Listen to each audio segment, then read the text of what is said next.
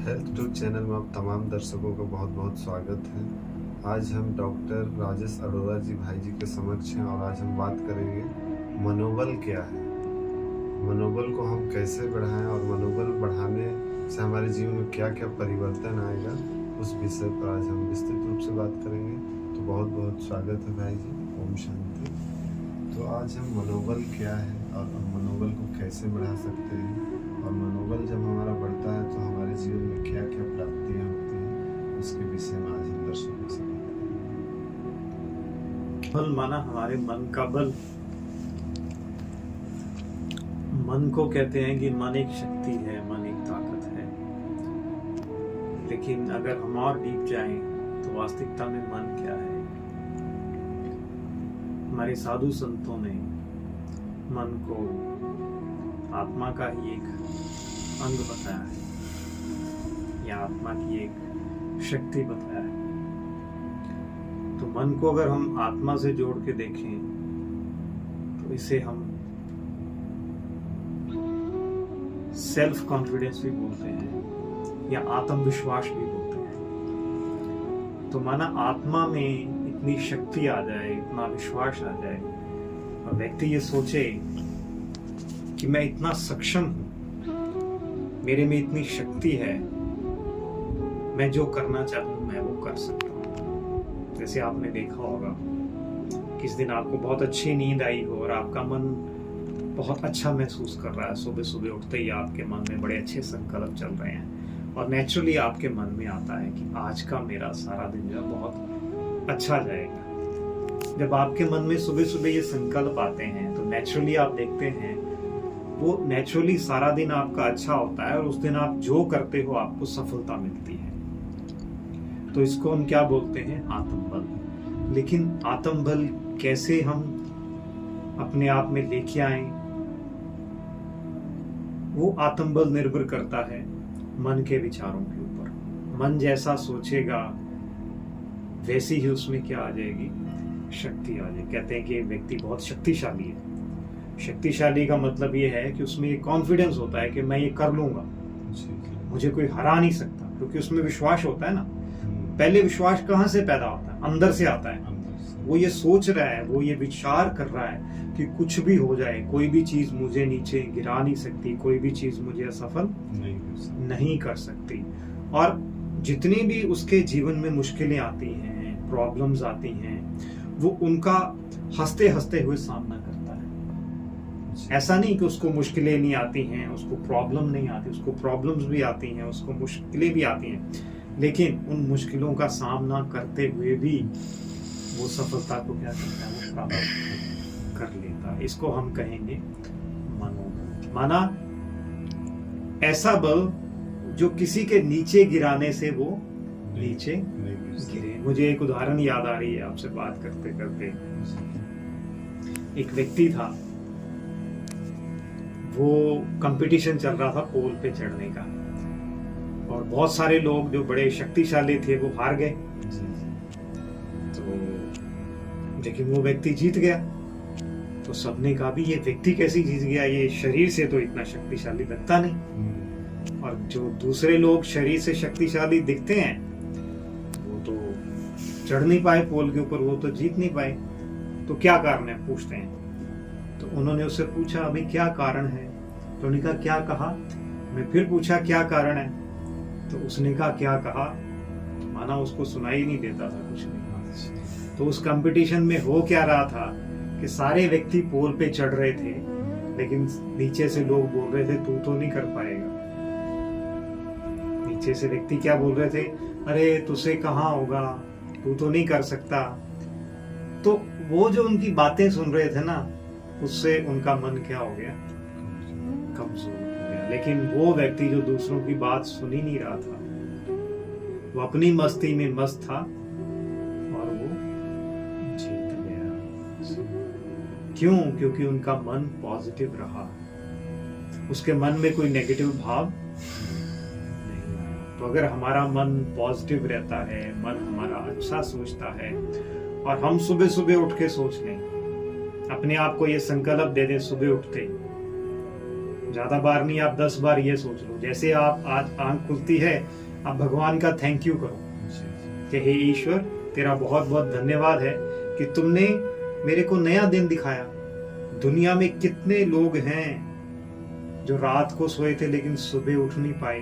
पूरी दुनिया में एक दिन में 2 लाख लोगों की मृत्यु हो जाती है। हर 2 सेकंड में एक व्यक्ति की मृत्यु हो रही है। हमारे बात करते करते अगर हम 10 मिनट की बात कर रहे हैं तो आप पाएंगे बहुत सारे लोगों की मृत्यु हो चुकी है। तो पहले तो उस ईश्वर का धन्यवाद करें, शुक्रिया करें कि तुमने मुझे ये जीवन दिया, तुमने मुझे ये जिंदा रखा और आज का दिन दिया। कितना सुंदर ये दिन है, कितना सुंदर सूर्य है ना। ये सूर्य निकला है तो मेरे लिए, पक्षी चहरा रहे हैं तो किसके लिए? सब कुछ मनुष्य के लिए तो है।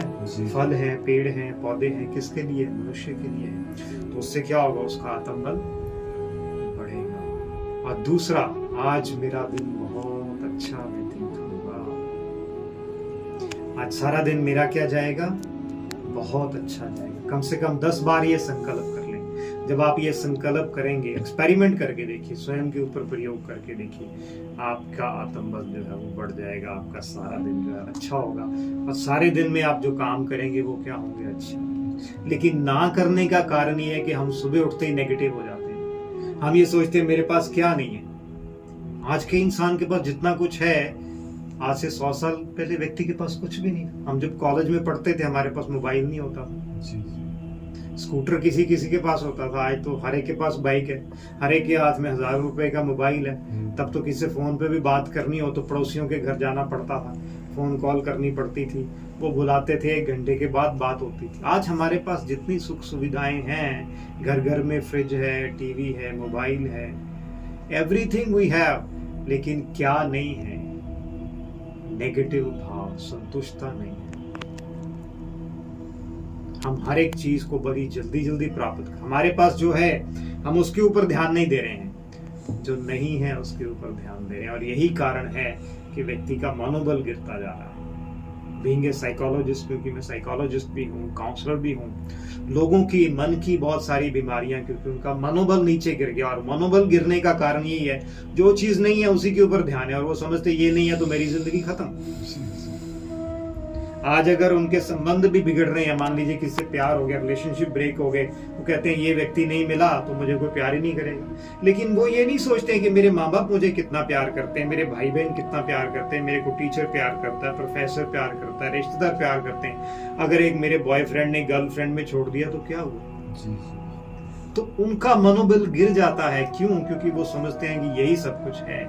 वास्तविकता में जो है, हमें उसके ऊपर ध्यान, ईश्वर का शुक्रिया अदा करें, धन्यवाद अदा करें। जो है, जो मुझे भगवान ने दिया है, मैं उससे संतुष्ट हूँ, तो आपका मनोबल बढ़ जाएगा।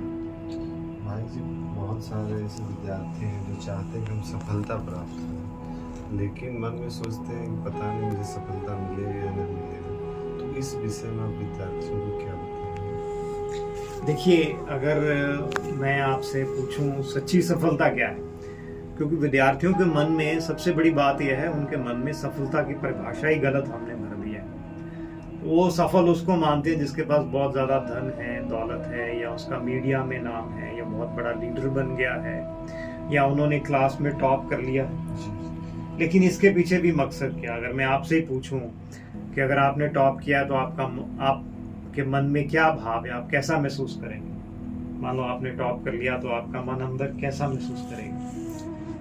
टॉप करने से भावना थोड़ा सा खुशी लगता है, आनंद का अनुभव होता है, इस प्रकार का फीलिंग आएगी। तो इसका मतलब है, सक्सेस का मतलब क्या है? खुशी। जी जी, खुशी होगी, शांति होगी, आपका आत्मविश्वास बढ़ेगा। तो अल्टीमेटली इसका मतलब success is equal to happiness, success is equal to satisfaction, success is equal to peace and success is equal to the self confidence. Success का मतलब है हम खुश हैं, हम शांतमय हैं। लेकिन मान लीजिए, मैं आपको एक और उदाहरण देता हूँ। मान लीजिए 2 स्टूडेंट हैं, एक ने क्लास में 95% स्कोर किया, एक ने 65% स्कोर किया। जिसने 95% स्कोर किया, उसके मन में ये था, उसने सारा साल बहुत मेहनत की, लेकिन उसके मन में ये था कि मेरे तो 98% आने चाहिए। लेकिन उसके कितने आए?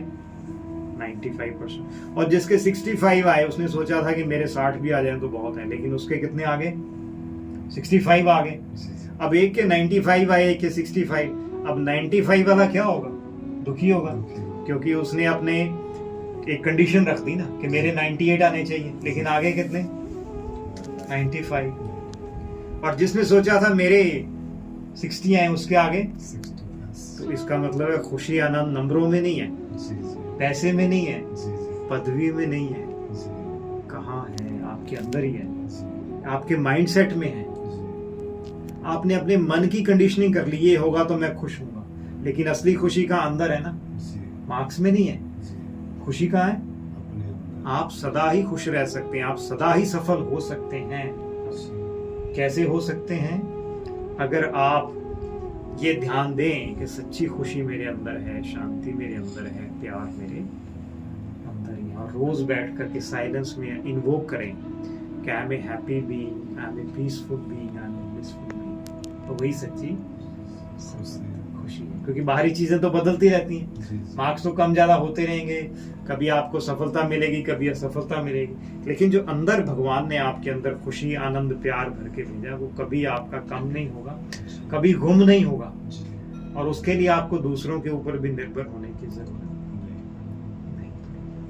आपने ठीक ही कहा भाई जी। मैं हाल ही में एक डिस्ट्रिक्ट टॉपर की थी, तो उनसे इंटरव्यू लेने गया था, तो बोल रही थी कि मेरा नंबर मैथ में इतना होना चाहिए लेकिन नहीं आ पाया। तो वो भी कंडीशन रख ली, तो वो सोच रही थी कि हम रीचेक कराएंगे। तो कहीं ना कहीं नंबर में ये सब में खुशी ढूंढने से या कंडीशन करने से कहीं ना कहीं दुख की ओर जाते हैं।